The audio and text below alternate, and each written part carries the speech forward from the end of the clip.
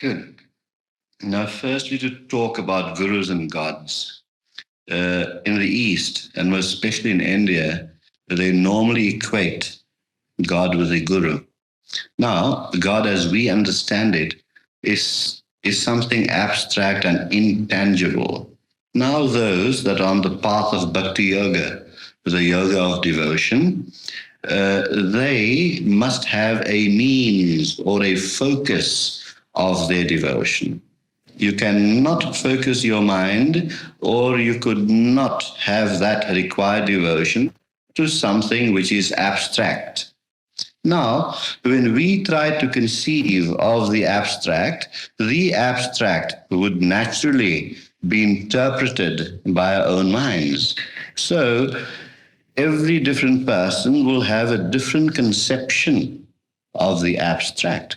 So now, if we regard the abstract to be one complete entity, how is the abstract to be expressed for the understanding of an individual person? Now, we do know that, as we said, that there are no two individuals alike. And so the abstract would have many, many interpretations. Now, in the world, we know there are 4,000 million people, so there would be 4,000 million conceptions of the abstract. So the one abstract become 4,000 million gods. Now, to overcome that, the Easterners found a way. For example, what is the best symbol of light we have on this earth? The best symbol of light is the sun.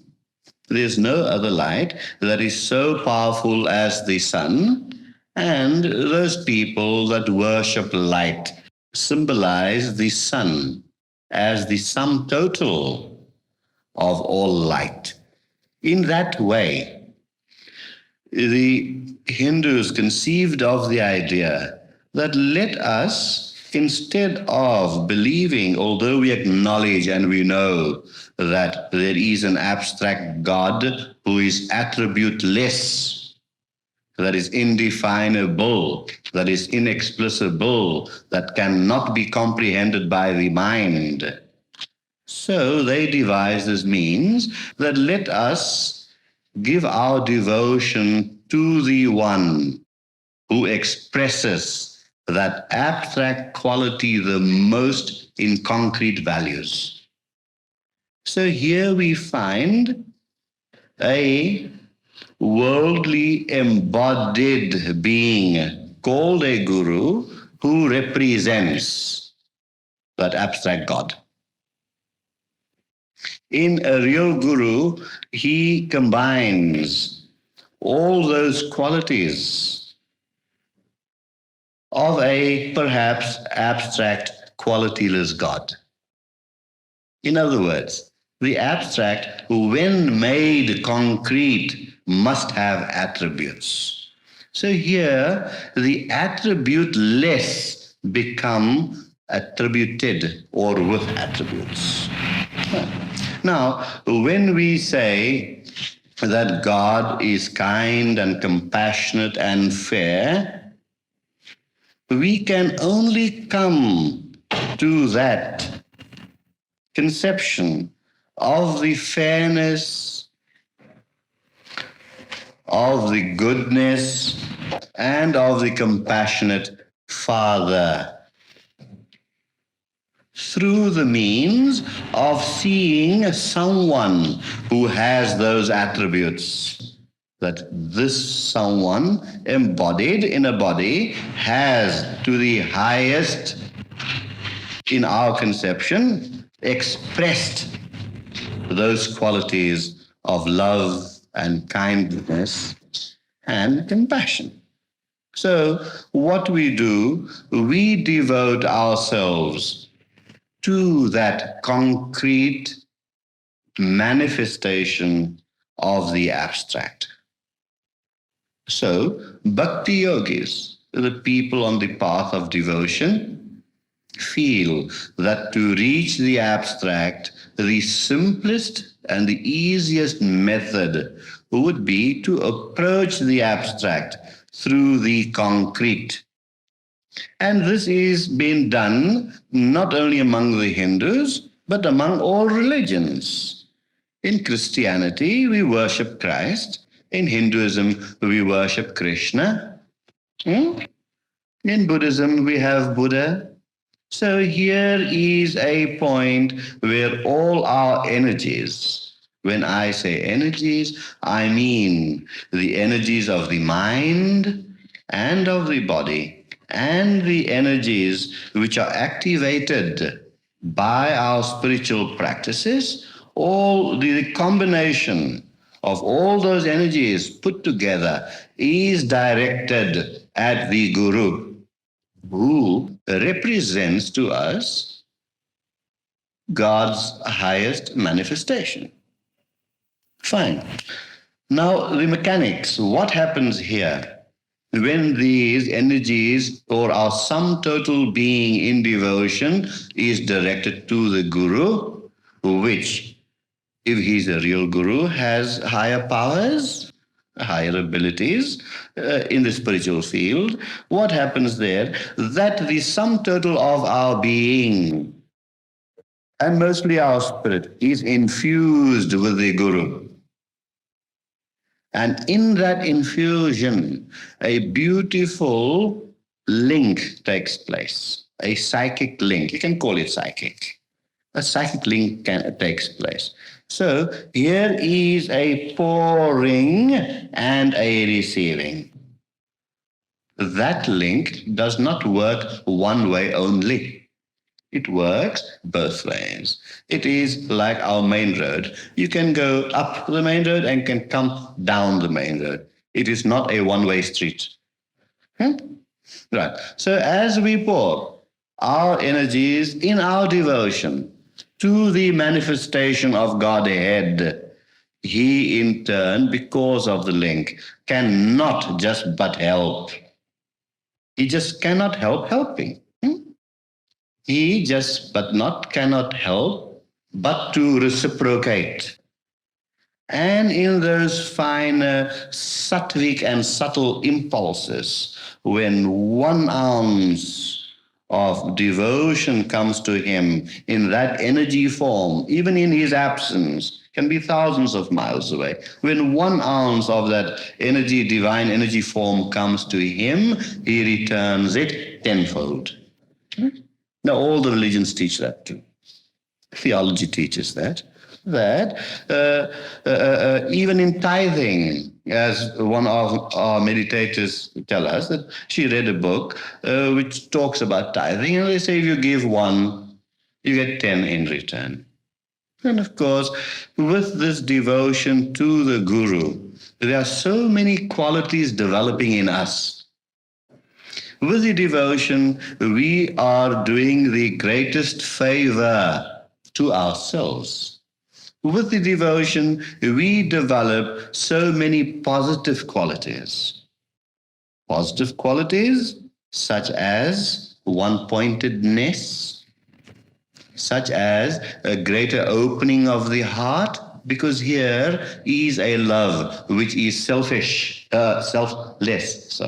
Here is a love that is selfless. The person loves the Guru for the Guru himself and what he represents and what he is.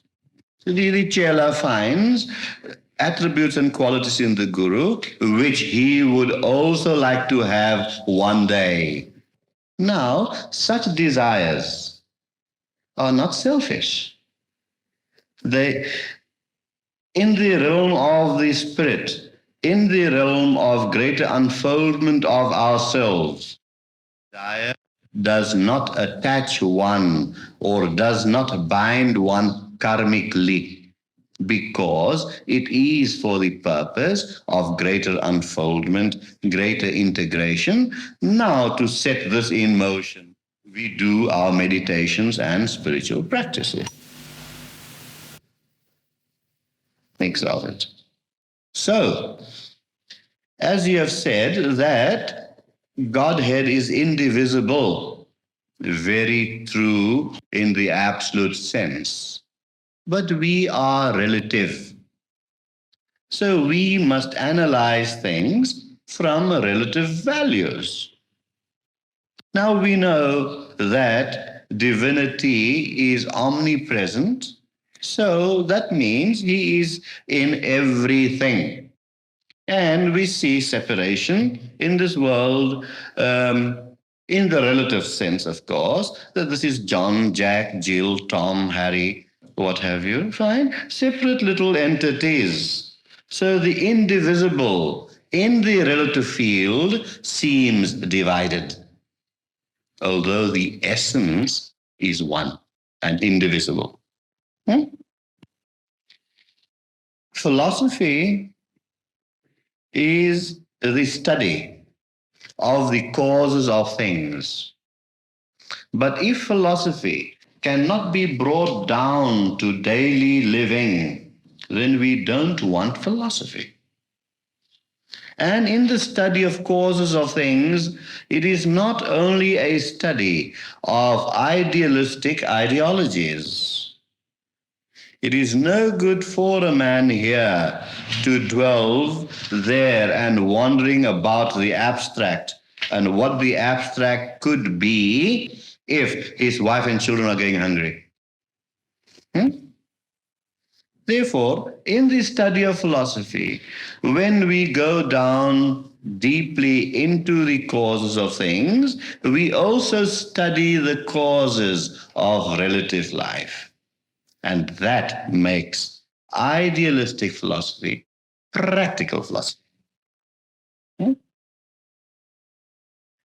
In practical philosophy, we study the causes of, for example, unhappiness, misery.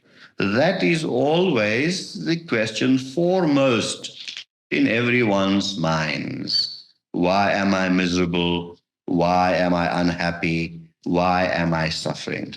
Yet religions and philosophies, the idealistic ones, will tell you that by birthright you should be happy. It is your birthright not to be miserable.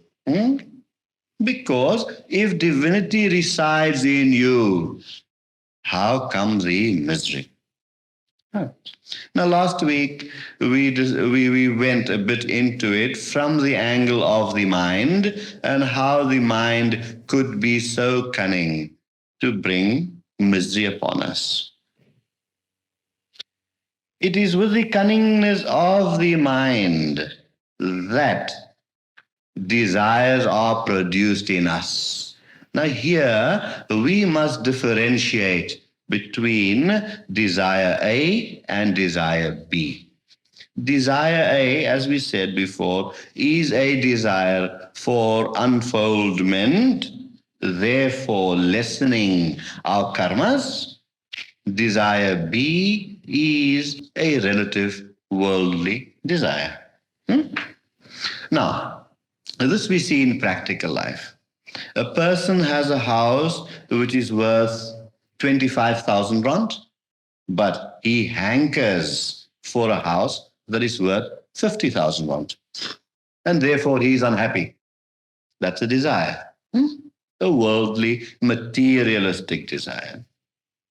We have a person that is worth 5 million rand, but he's unhappy because he hears that Paul Getty is worth 500 million rand. And yet, the housewife, for example, she has a stove that cooks very, very well, but because Mrs. Jones has a micro oven and something like that, is it? Or something more advanced, so now her heart hankers for that micro oven stove.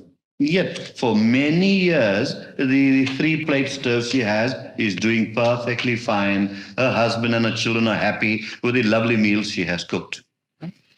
But now, unhappiness has crept in because of the desire to have what Mrs. Jones has. What Mrs. Jones has. So these miseries, these worldly desires bring unhappiness to us. And yet, if you look at the essence of things, a millionaire, he would have 6 cars outside his mansion, and yet he can only ride in 1 car at a time. Yeah? Person can only eat 1 meal at a time, and he can only sleep in 1 bed at a time. So these unnecessary hankerings caused by the cunning mind filled with those desires are the things that bring us misery. So I do not say be desireless. Have the desire. We are talking of practical day-to-day philosophy. Have desire, but sublimate that desire. Convert that anger. If you have anger, to being angry with anger. That's what Ramakrishna says. If you want to be angry with anger, not with someone else. You have no right, anyone has no right to project that upon someone else, your anger. The other person, when we discuss negative thoughts and positive thoughts one day, we discuss that the opposite person is not affected, but we ourselves are more and more and more and more affected, and we have become more and more karmically tied. Now, desire is a strange animal. One desire breeds another desire. Another desire breeds a third desire. And that's how it goes on. Now, the millionaire we spoke about that has 5 million rand, he's not happy because Paul Getty has 500 million. But when that same millionaire reaches 500 million rand, he'll still not be happy. He will want 1,000 million. That you can be very sure of. So, now, what is the way to be rid of these desires? That is the question. How can we exist in the relative field of life and yet not have desires? Now that would require some little understanding. What do we have to understand is the essence of desire. What constitutes desire and why? Why do I desire to have 500 million rand? I could never spend it. I could have a dozen Rolls Royces and a dozen mansions all over the world, but I still cannot spend that money because that 500 million rand will be bringing in so much interest that will cover all that expenses and all those extravagances. So I could never spend that money. What am I doing by wanting those things is that I am dwelling in my ego, the small self, the ego. It is the ego that is the animal which reproduces another animal called desire. Now, why does the ego require bolstering up? Why does the ego require bolstering up? Is because the ego wants to be happy. Now, where does this quality, this wanting to be happy come from? You'd be surprised if I tell you that it comes from God. Now, if divinity is within us, if bliss is within us, that bliss, through the ego that is formed through various sanskaras and etc., many factors involved, receives a reflected light to give it some stimulus, to make it alive. Divine light is there, but now so obscured by the mind and the ego. Now, the nature of divinity in us is bliss, as we said. The nature in us, the divinity is bliss and happiness. And because of the reflected light it receives of that unbounded happiness in us, so the ego too wants to be happy. It is an inborn, that is how the ego finds desire. And all desires are based upon one principle. It is to be happy. And every human being is trying to be happy consciously or unconsciously. But the ego, although receiving the divine light, interprets it within itself, within its small conception, small perception, smallest comprehension of the idea, and tries to make itself happy. Because there is that little ounce of divinity shining through in the ego, and the nature of divinity is bliss. So now the ego also wants to be blissful and be happy. But how does the ego think it can be happy? Is by going in the direction of the desire that leads to lust, greed, passion, anger. If I am angry with someone, it is because I want to be happy, and that person has done something to thwart my happiness, and therefore I am angry. Now the way out. The way out of this cul-de-sac, whatever. The way out of this is to reverse. Yeah, we reverse out. Now, the reverse out means that we go back to that very first impulse that gave light to the ego. We reverse back to divinity. Therefore, religions say that we come from divinity and we go to divinity.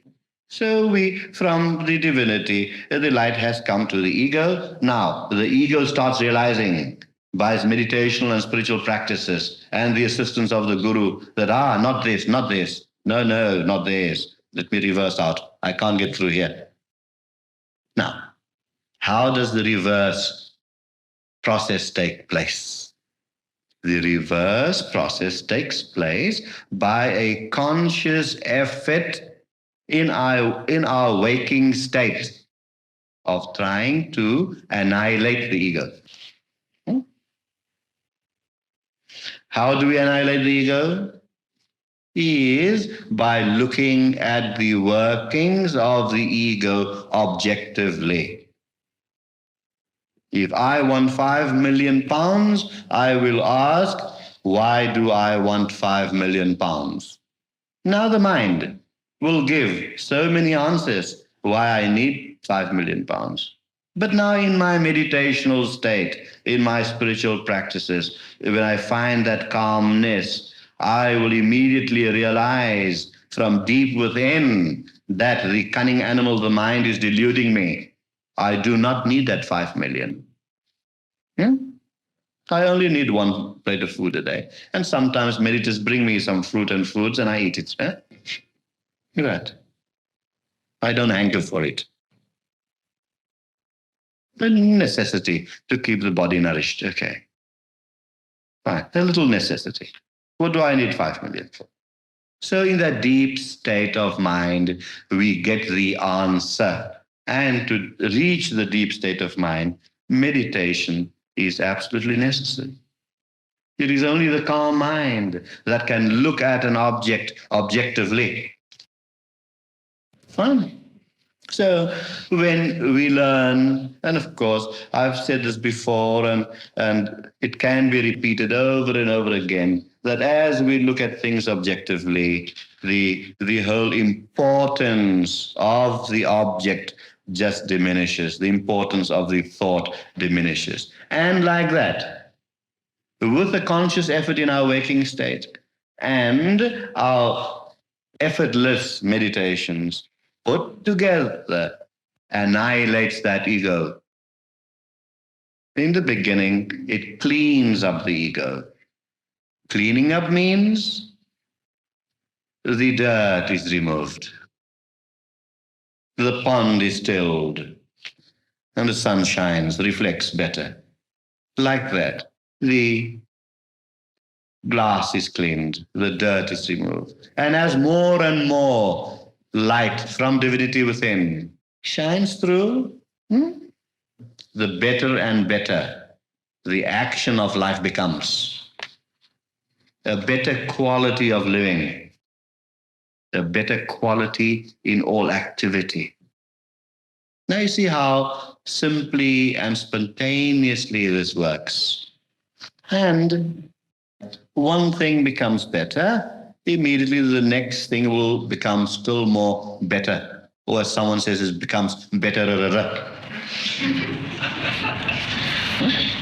Now, that is the process. That is the process, how we tame the animal called the ego. Because, according to your question, why is the indivisible one divided? The ego divides it when it assumes self-importance, that I exist. So in Bhakti Yoga, the I is annihilated, and therefore the religions say, thy will be done. That's what it means. When we say, thy will be done, it means that I, my ego, I am annihilating consciously in my waking state. And let thy will pour through.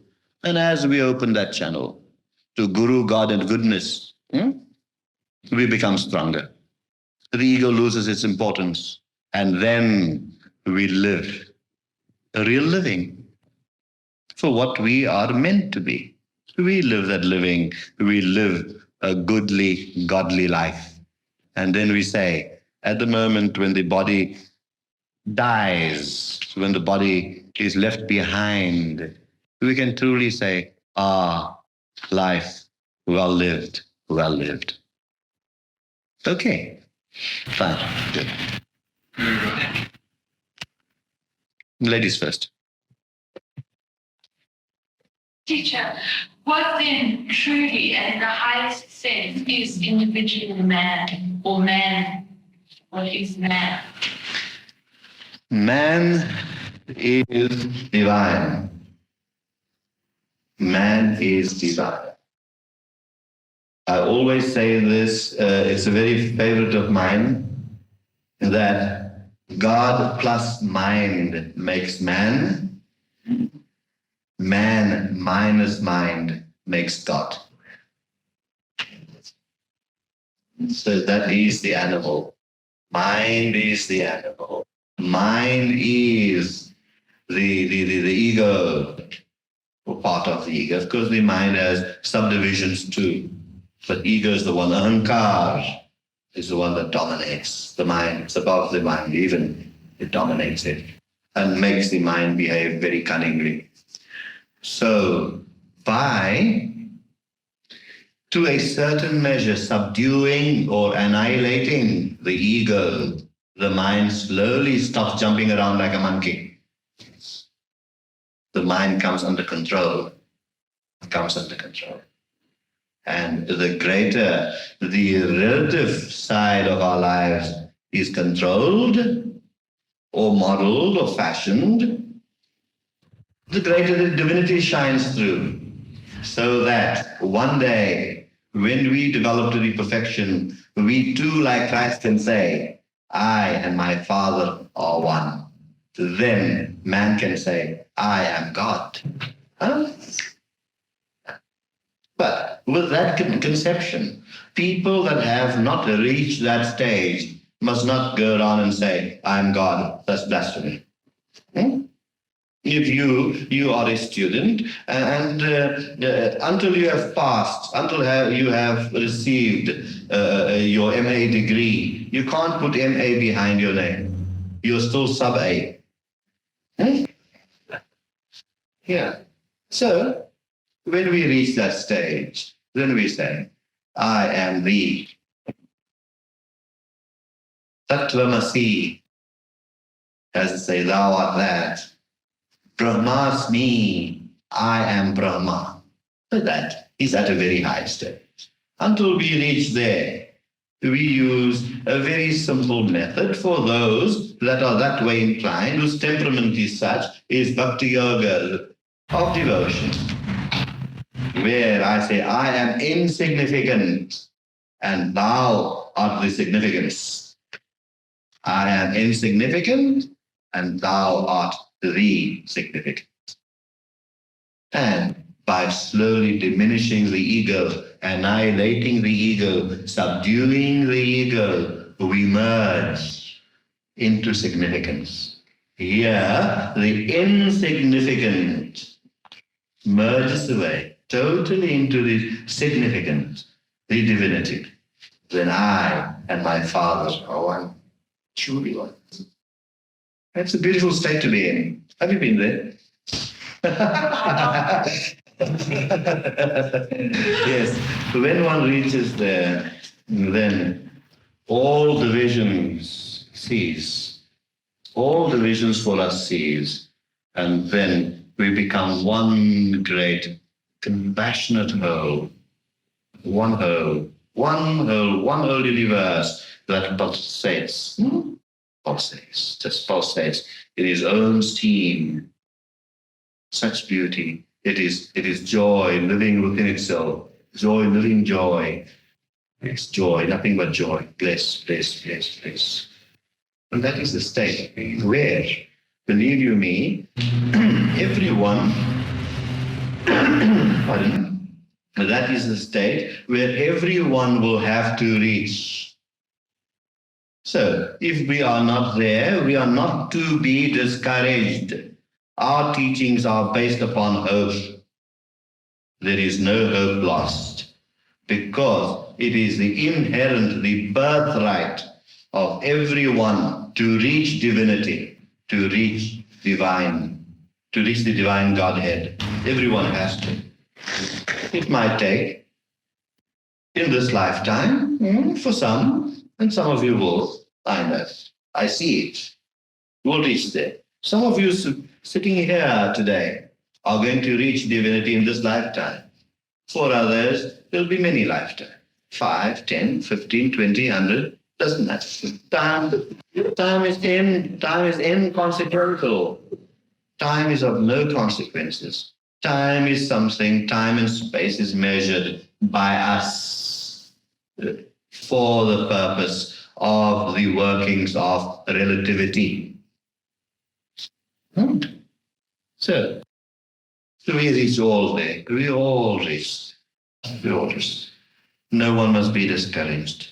But we got to stand up today and affirm to ourselves, that divinity is within me and it is my birthright. I'm not going to go around and call myself weak, because I will make myself weaker by implanting that negative thought of weakness in our minds.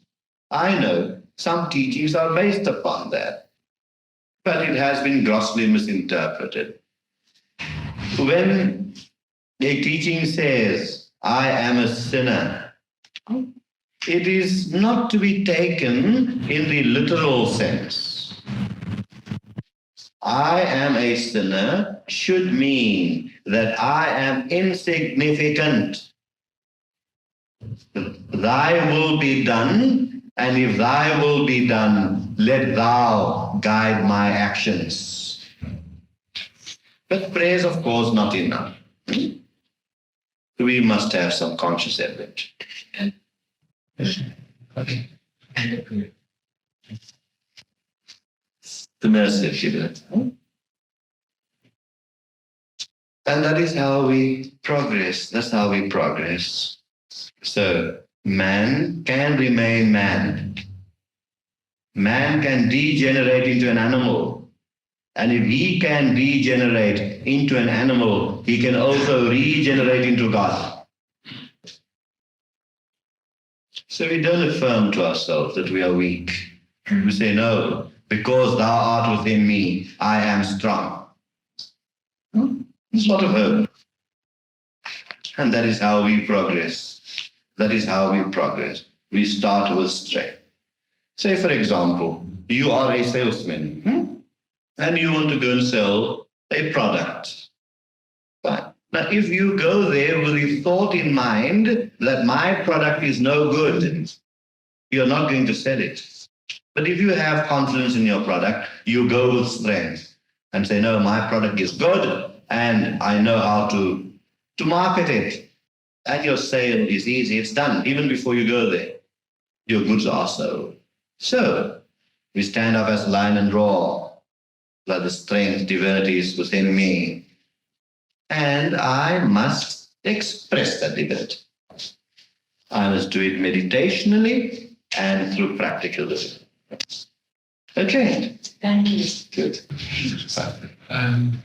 This question has to deals with the Guru Shakti principle. Just let me blow my nose and you carry on.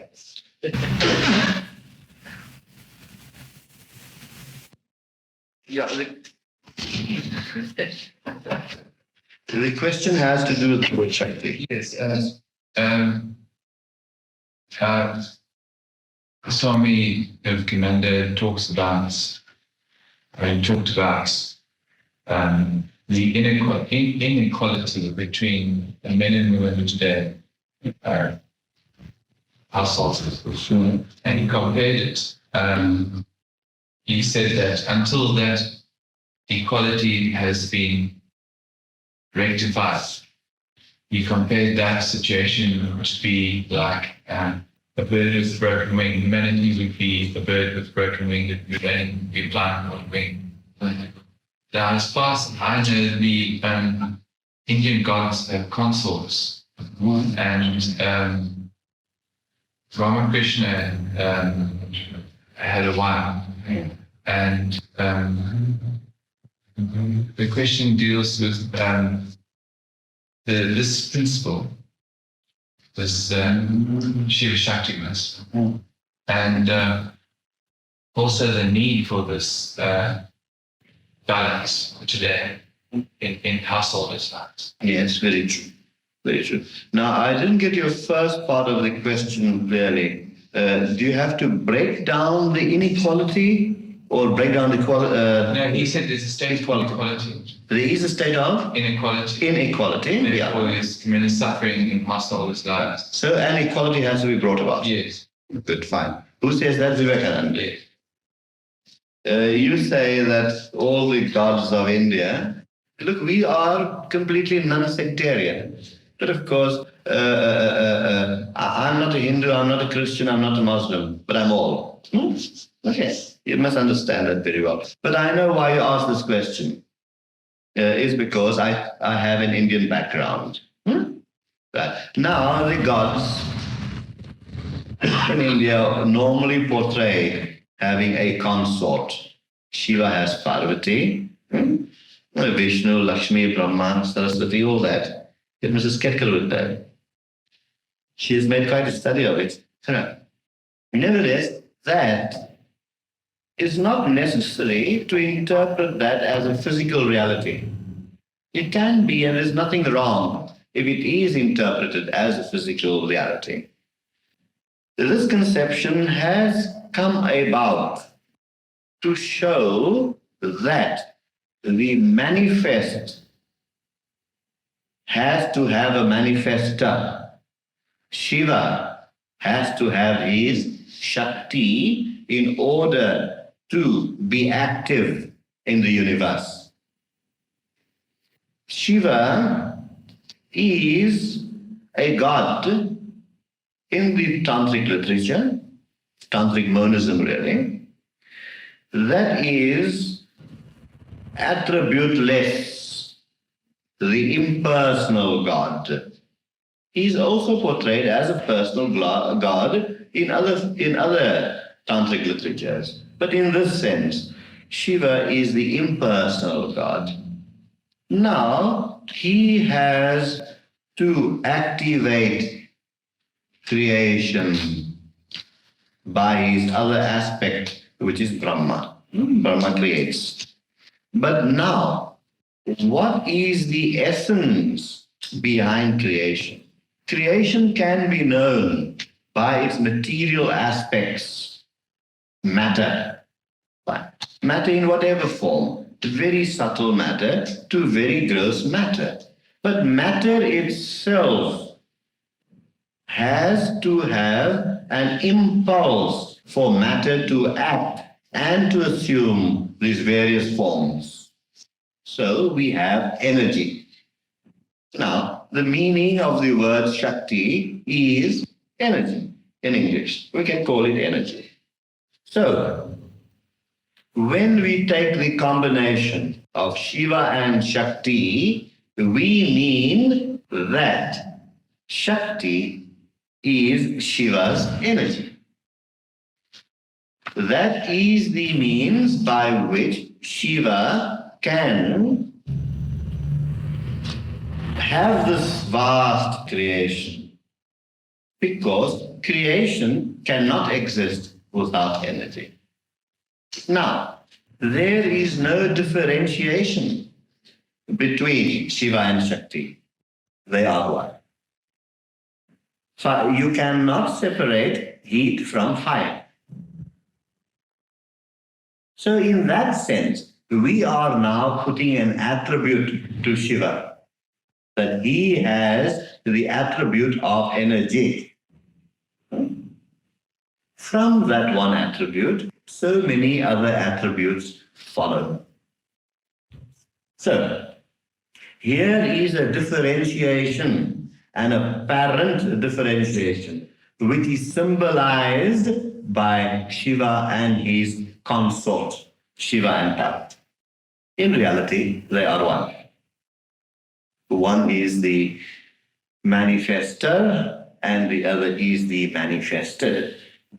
Now, if you go deeper into this, you will find, and scientists prove this, that there is no difference between matter and energy. Energy is matter and matter is energy. How can matter and energy be separated? Matter cannot exist without energy. So it would not be wrong to say matter is the condensation of energy. And that is represented by the female aspect of Shiva. Now this can very well be practiced in daily life. And therefore, seeing that we referred to a Hindu conception, therefore, they do believe that a wife, ardangana is the Sanskrit word, half of myself. Now, half of myself is me. I find as a householder the completeness of a householder's life by the other half of me. Now, half of me, so apparently portrayed as separate from me, but really not separate. The ties are physical, and therefore householders have conjugal union, which symbolizes the oneness of matter, symbolizes the oneness of the gross bodies, where they have this desire to be one, to be fused into each other. That too stems right from the spiritual self of the husband and wife as householders. Their minds work in unison, and many people will have the practical experience that the husband might just think of tea and his wife will put the kettle on. It doesn't even need to ask. Right? There is that unison of mind that forms, the unison of body, unison of mind, and the spirit is forever united, no differentiation. So these are various aspects of portraying the one indivisible whole. Now, if we do not understand the portrayals of how manifestation works, the mechanics of manifestations, then it would be very difficult for us to understand the unmanifest. Later, we come back to Kiran's question of how this is possible, and we have explained the mechanics of it. So, in conclusion to this, the conclusion we can derive at is this, that there is no differentiation between the manifest and the unmanifest. It is one continuous whole. But for the purposes of expression, we find relativity, which is real, relatively real. And then at the other end of the absolute, everything disappears and it just lives within itself, pulsating. It's enjoying all the time. Now, these conceptions are made for householders to emulate. And by emulation, we drive these conceptions deeper within ourselves, and then we start doing it. And then husband and wife becomes one total unit. And if two people can become that one total unit in its highest form, that too is a way of finding mergence with divinity. Because in the total fusion of husband and wife, that leaves out all confusion. In that total fusion, without any confusion, they find emergence. And when a man and woman are completely merged in each other, then know, be sure to know that they have merged with divinity. Then, although the bodies are used, the minds are used, they are used for the purpose of mergence and not lust. Then the sexual act, for example, becomes a meditation, a means to higher and higher and higher things. That's how emergence takes place. And then, and the beauty is this, that the body in that meditation is forgotten. The purpose to why, as psychologists would tell you, the strongest impulse in man is the sexual impulse. Why should that be so? Why should the sexual impulse be there? Why? Because that is a very physical, animalistic perhaps in many cases, means of expressing a love of a far higher realm. So, even through this means, one can get a glimmer of what that higher realm is. And this you would find in the Tantras, seeing that we discussed Shiva and Shakti. And so this emergence progresses. So from the gross level, from the most powerful instinct that is in man, from the most powerful, of course, one of the other purposes is procreation, good. But from this one most powerful instinct in man, one can reach the highest level of mergence with divinity. Now look at the difference. Like heaven and earth. Huh?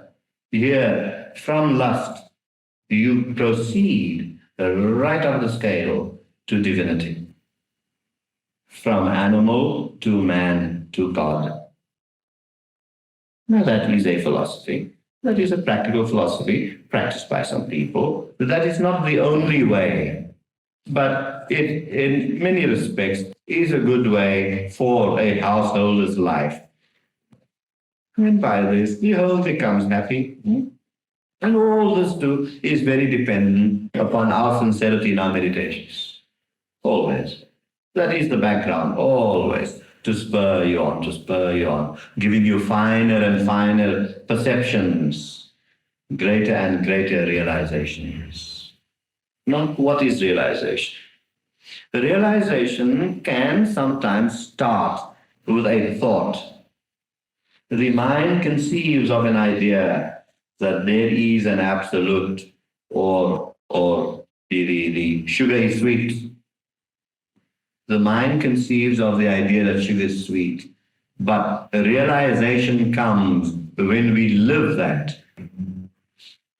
When we start living absolute, then really living it, then realization is there. So this is absolute. A recognition is there. The cognition was always there, covered with dust, but then we recognize. We recognize our real essential selves.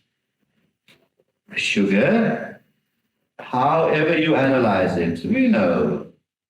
Auntie Mary said and Uncle John said sugar sweet. But when we taste it, then we know, then we live it. And that is the purpose of life in householding, when we live. In the waking state, to repeat again, conscious effort. In the meditative state, without effort. That is so subtly powerful that it helps to make our conscious effort also more powerful and directed to the good. We must never discredit or put no value on scriptures. They're all for a purpose. They're all guidelines. The Sermon on the Mount, 10 Commandments, all that. Very good. Then the Gita, the Quran of the Muslims, very good. But with our knowledge of deeper things, deeper perceptions that we gain through our meditations and spiritual practices, we start appreciating those religions more. Then we start understanding the essence of those religions. And that is why, as our symbol, you've seen inside, tries to bring harmony amongst all religions. And the harmony is the deeper essence. Now, how do we understand the deeper essence? Is by going to the deeper essence. How do we go to the deeper essence? We do it by meditation. So simple. So simple. So simple. Okay. Good fun.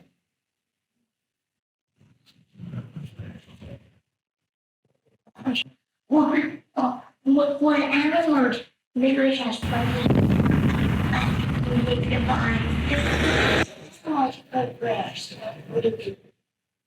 The question is, do animals progress like human beings do? Yes. Good, yeah. Animals too progress like human beings. Now, there's one thing definite, that animals always progress. Human beings do not always. The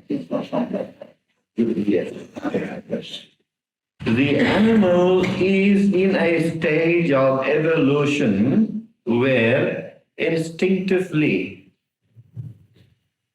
subconsciously, or being guided by the law of evolution, that progress in their lives is inevitable. They would progress to a higher and higher species. But with human beings, because of the other animal in the human being, the mind, he curtails or curbs his progress sometimes. So animals are lovely things.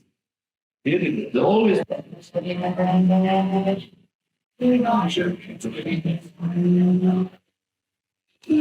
Last week you mentioned the law of bhakti and the law of grace. I'm sure that most of us have never heard of the law of grace. So could you tell us a little more about it? We have alluded a bit to it when we talked about Guru Shakti. The law of gravity is a physical law that can be explained by our scientists. Can be explained which makes the solar system run in the way it does, and which governs many other facets of a relative existence of materiality. The law of grace is a divine law that we can actively draw upon. We can actively, it is in our hands to command the grace to come to us, not as a favor. No man gets done a favor. No person. Person only gets what he deserves. And when a person gets what he deserves, it's no favor. Because he's worked for it. Yeah. So, the mechanics of the law of grace. What is the law of grace? Let me put it to you in analogy form. The plant grows. The sun shines, the rains come, there are minerals in the ground that helps the plant to grow. Yet, there is some power there that cannot be measured by the sun's rays, or the waters of the rain, or the minerals in the earth. There is still some power there that combines and controls the sun, the rain, and the minerals to make that plant grow. What is that power? What is that force that could combine all these things in just its proper and right proportions? If too rich a manure, fertilizer is given to a plant, you can kill the plant. So there is some indefinable law that governs the exact proportions, exact combinations, and bring about the combinations for the flower to thrive. That law is grace. Now, what we have to be concerned about as practical people, and I always say this over and over again, that all our philosophies must be brought down to its practical value. Otherwise, it is of no use. What do we do to activate that grace? I might have quoted this analogy before, but it is worth saying it again for newcomers. If you want to go to Johannesburg, do you think you go to Johannesburg? No. The only thing you do is book a ticket, go to the airport, pack your bags, of course, take the bags and go to the airport, and you walk a little distance from the airport building to the plane, and you sit in the plane. That's all you do. The plane takes you 5,000, 2,000 miles, 1,000 miles, wherever you want to go. And grace always works that way. That is what I said earlier. You give one, and you get 10 back in return. That is the workings of grace. Always. So now, that one that we have to do, what does that one, right? We're getting 10 from grace, we have to do one. Now, what is that one? So what is that one? That one is to do our practices and endeavor and try our best to live a good, righteous life according to the precepts of any religion you follow. You might be following Judaism, Christianity, Islam, Buddhism, whatever, Hinduism. Follow that religion. We do not convert. We'd like you to follow your religion better by having this finer perception gained through your meditations and through the realizations that dawn upon you in these satsangs, perhaps. to some extent, some little understanding. So these two factors, effortless meditation and effortful living, are the two factors that will bring grace upon you. You demand it, it just comes. Therefore, highly evolved people, they just need to think of something and it is there. That happens in the lives of some people. Material things, if they are needed, really needed, and then of course our requests must not be unreasonable. If you can do with 500 rand a month and live very, very comfortably, we don't need 5 million. Then that would be greed. And greed chases away grace. And how do you live with greed? Back to the source. Sorry, Rich. I spoke about it. Yeah. Greed, of course, we study greed. What greed is, we study the causes of it. We analyze it through the mind. Then why should I be greedy? And once you analyze it objectively, then of course greed goes. Now by analyzing it objectively, you can't deal with a turbulent mind that is greedy. You got to go into meditation in a leave still state. And then it will tell you the answers there always. You will find, as soon as you discover why should I be greedy, the answer immediately you will cease. So all these things are possible. All these things are possible. It is just there for the taking. You don't even need to ask. You don't need to ask.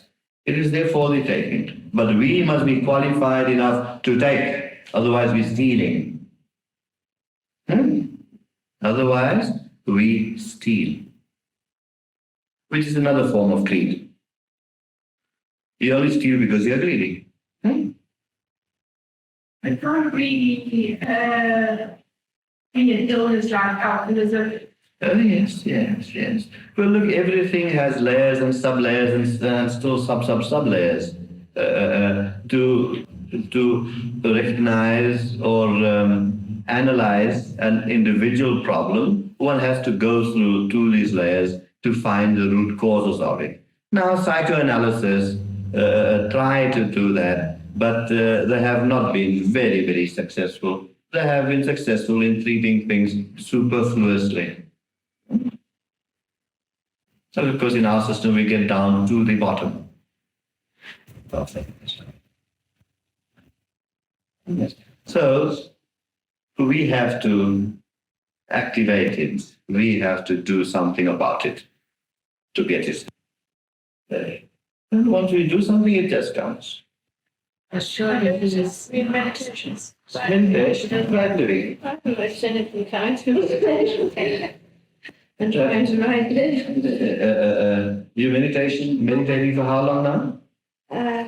Not really long, regularly, but irregularly for some years. I see. What form of meditation? Do they write meditations? But in our system, you're meditating about 2 months. It does not expect too much of 2 months, huh? Oh, it's very complicated. 2 months. Has it? Less than 2 months. Beautiful. Beautiful. Well, look, it all depends upon the individual. It depends upon the individual. You see, with some people, the light is already there, and they just have to put on the switch. Right. Then the light shines in a second. For another person, perhaps, they will still have to build the light. Lay the electric wires, put in all the connections, put in all the bulbs, and all that, and then they can only switch on. There must be a lot of privacy karmic things to overcome. Oh, yes. Oh, but definitely. There are karmic things to overcome. Excuse me, Gururaj now asking. Oh, yes. In the case of illness, can you just talk about illness and mind? That is a very general question. Is there anything specific you'd like to know about it so I could answer it specifically?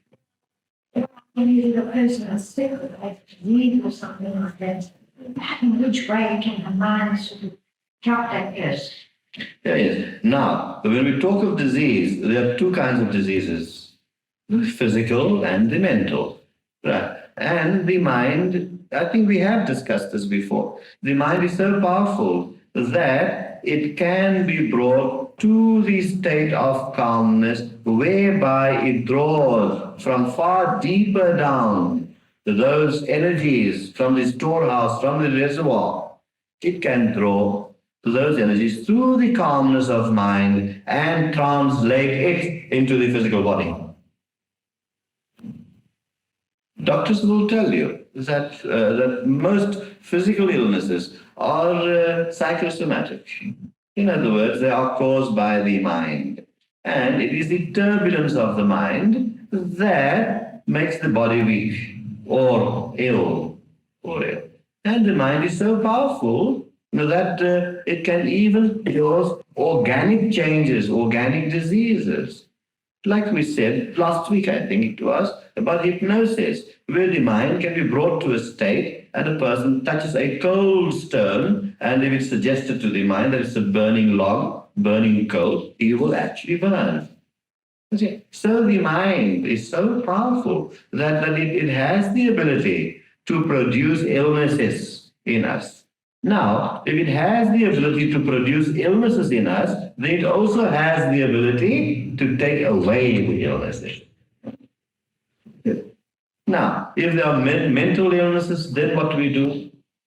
Then we draw, as in the first instance too, then we draw still on the spiritual reservoir that's within us, and that soothes and calms the mind. Same principle involved. Gururaj, could I ask something about love and what its effects might be? One comes across sometimes people who have very, very deep love, or that's how they might experience it. Is it possible for something which truly is that to cause or to be instrumental in causing hurt? For example, if the object of one's love or devotion perhaps does something which, whatever, can one attribute the intensity of love to the weakness, at least to the hurt, or must one say that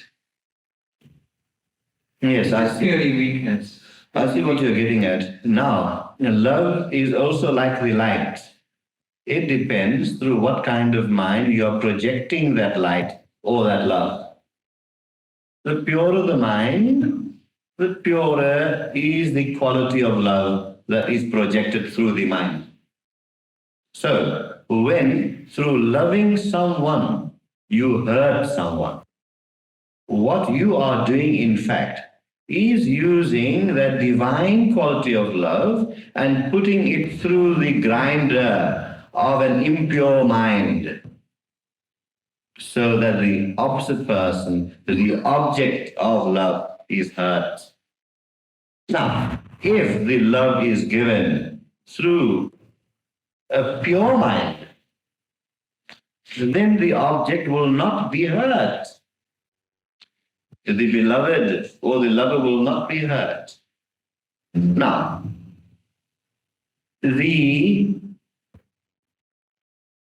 emotions of anger, of jealousy, and all those negative emotions which are directed to the beloved is also propelled by the love we have in us. If a person is jealous of his girlfriend, he is jealous not because he hates her, but because he loves her. He is jealous. But now, that love is going through a filter of a distorted mind. The mind might have found reasons. The real love don't need reasons. But in a certain category of love, the distorted mind finds some reason, true reason or an assumed reason. And here, the power of love is filtered through that distorted mind And when that part of love is filtered through the distorted mind in the form of jealousy, the beloved gets hurt. So the fault is not the fault of love. Love is a pure quality. It is we, the mind, that animal, that distorts it and brings about the various impurities. It's like electric current. You put it through a fridge, you get cold. You put it through a heater, same current, same current. Put it through a heater, you get heat. Same current. Actually speaking, that is all in this universe that exists is love. Nothing else exists except love. Love is God and God is love. Is true, true, true, always true, eternally truth. It is we that distort it or misdirect it. Okay. Do you advise fasting? Are there spiritual values in fasting? Oh, yes, yes. Yeah. Spiritual values, it has, fasting has spiritual values because it has beneficial physical values. Now, we, for the sake of explanation, divide the body, mind, and spirit. It is one composite whole. Now, when by fasting or by eating light foods or complete fasting, we are getting rid of toxins in our physiological and biological setup. And by getting rid of the toxins, we can produce a more calmer body and a more calmer mind. And by having a body and a calmer mind, the spiritual self within us shines through better. So that is why fasting helps us spiritually, to put it in that way. Okay. Gururaj, it's rather interesting when you just used the word karma. I was thinking of K-A-R-M-A as well. K-A-R-M-A. Yeah. That's karma as well as karma, body, mind, and stuff. Yes. You're talking of karma, yes. K-A-M-A. And Both. yeah, yes, it's all interesting. It has been about an hour and a half. Shall we break for tea?